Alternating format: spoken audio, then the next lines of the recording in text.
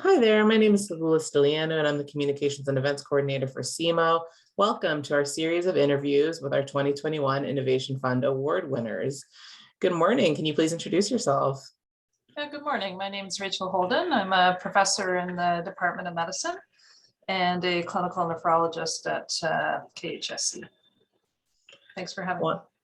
Wonderful, and did you apply to the competition this year as an early or established investigator? I'm an established investigator. Great. And can you please tell me about your proposed area of research, including the title and how long you think the project might take? Okay, so the short title is called the OsteoFast trial. The long title is Osteoporosis in Postmenopausal Females, an early response marker to identify fast bone losers and treatment response. And this study is a collaboration between myself and Dr. Bikram Sidhu from the Division of Endocrinology and Dr. Susan Phillips from the Department of Family Medicine.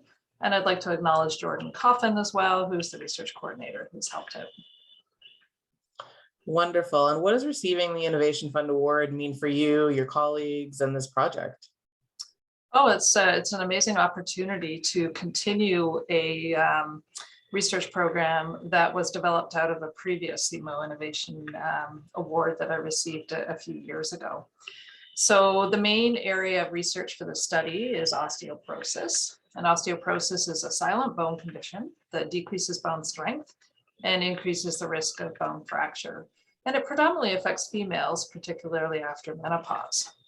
It's currently diagnosed with a radiology test that we call a bone mineral density.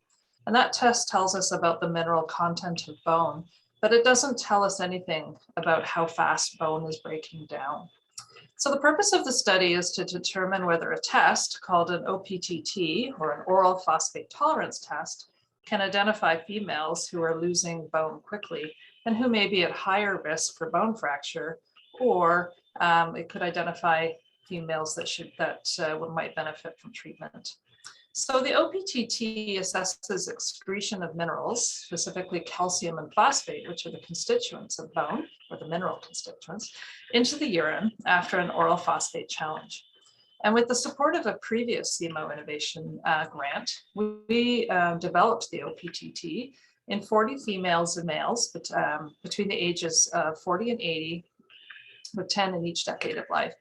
And we discovered that in response to a phosphate challenge, females excrete approximately 3 times as much calcium as males into the urine. And the females with the highest calcium excretion had the greatest amount of bone breakdown markers in their blood.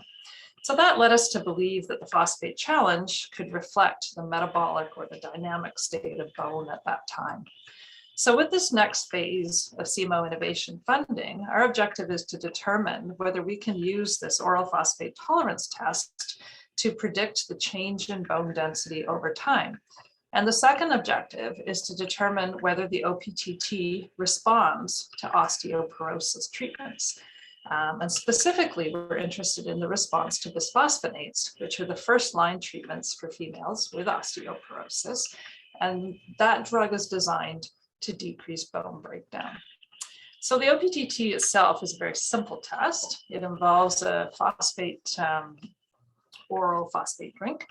And then we assess the calcium and phosphate excretion into the urine over the next 4 hours. And these are analytes that are widely available and measured in every clinical lab.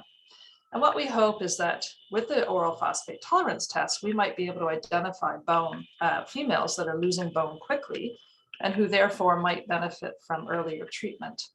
If we can also show that the oral phosphate tolerance test responds to the treatment with bisphosphonate, then we may be able to determine much earlier, whether the bisphosphonate is working or not. So right now, the only way to know whether a treatment is working is with a repeat bone mineral density test 1 or 2 years later. So if that treatment isn't working, that's a long time to be exposed to a drug that could have side effects and complications without any benefit. So that's the overall research project. Absolutely. Thank you so much for explaining, and thank you so much for your time, Dr. Holden. For more information on the Innovation Fund, please visit the SEAMO website.